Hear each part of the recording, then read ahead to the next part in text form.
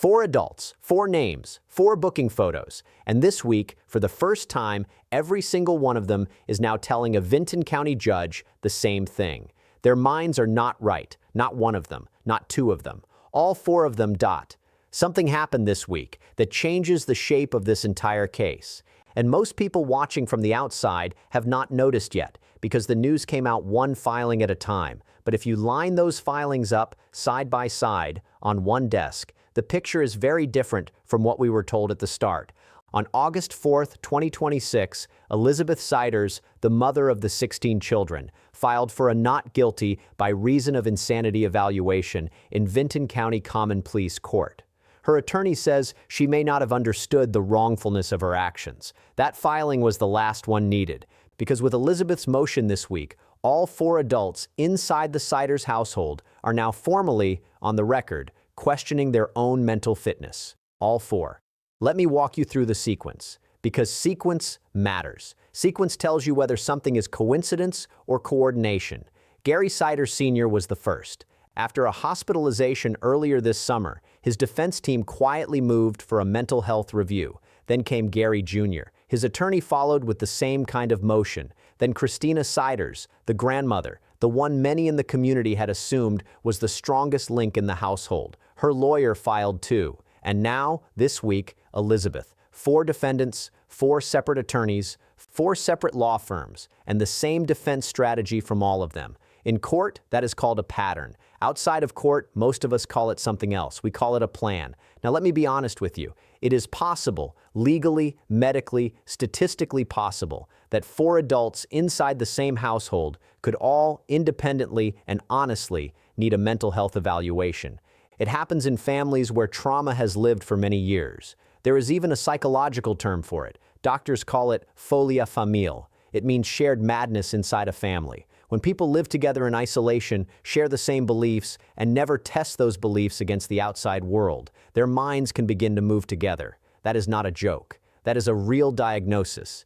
It has been in the medical books for over 100 years. So there is a version of this story where all 4 filings are honest, where all 4 adults truly do carry mental scars from a life inside that home. And a court has to hold that possibility with both hands, no matter how uncomfortable it feels. But there is another version, and a good judge weighs both.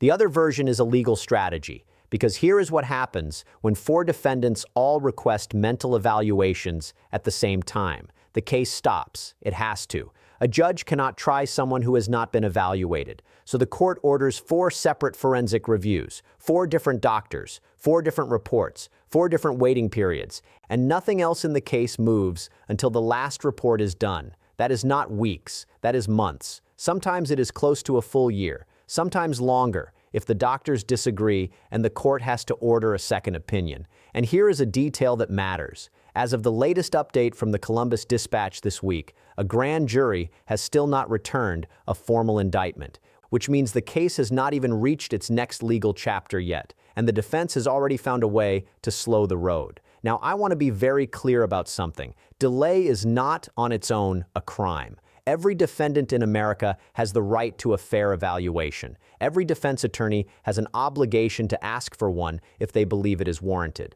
That is not a loophole. That is due process, and due process is the reason this country has courts instead of mobs. But delay has a cost, and in this case, that cost is not paid by the adults. It is paid by the children. There are 16 kids sitting inside state custody in Ohio right now. Some are together, some are not. Some are old enough to understand what happened to them.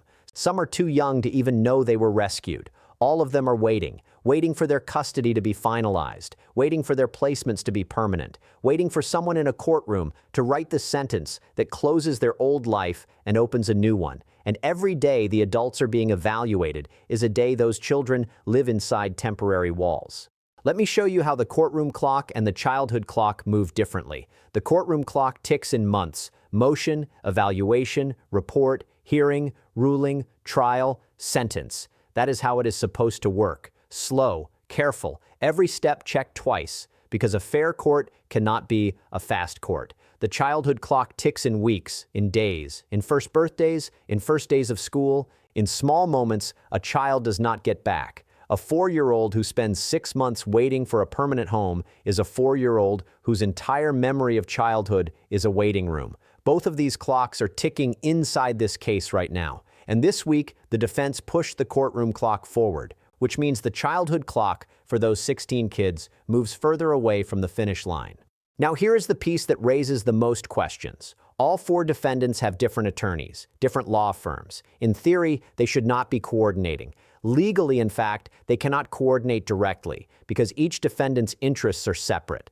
But when 4 separate lawyers file 4 separate motions using 4 separate arguments that all arrive at the same door, competency review, a fair-minded observer has to ask a question. Is this a coincidence, or is this the natural result of shared discovery? Because here is what happens inside a case like this. The lawyers see the same evidence. They read the same interviews. They know the same witnesses. They see the same photos of the same house. And when 4 lawyers all look at the same file and all decide independently that a mental defense is the strongest play, that is not coordination. That is just 4 smart lawyers reading the same story and drawing the same line.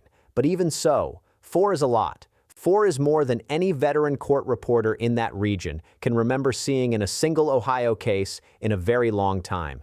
Judge Fetherolf Rogers is the person who now holds all 4 motions. She has to rule on each one, separately, fairly, based on the standards set by Ohio law. She has to decide for each defendant whether the request is legitimate or whether it is a stall. She has to explain her reasoning on the record. She has to survive an appeal on whatever she decides. That is a heavy desk to sit behind right now. Anyone who thinks the job of a small county judge is a quiet one should look at what has landed on hers this month. And the community outside the courthouse is not quiet either. This case moved into the national spotlight for a reason. 16 children, 1 house, a room that was described in early reporting as small enough that not every child had a place to lie down.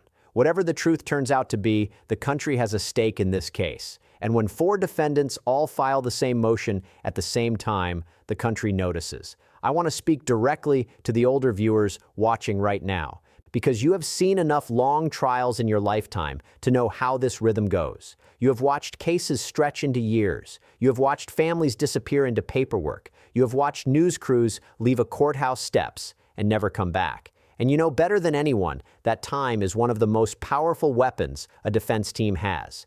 Not because time makes a person innocent, but because time makes a public tired. The strategy at work in this case is one you have seen before, not with 16 children, but with other cases. The delay is not new. The scale is. There is one more layer I want to add before we close, because it explains why this week matters more than any single filing suggests. When 4 defendants inside one household all move for mental evaluations, prosecutors have to make a very old, very hard decision. They have to decide whether to keep charging all 4 the same way, or whether to break the cases apart and try them separately. That decision is called severance, and it is one of the most powerful moves a prosecutor can make.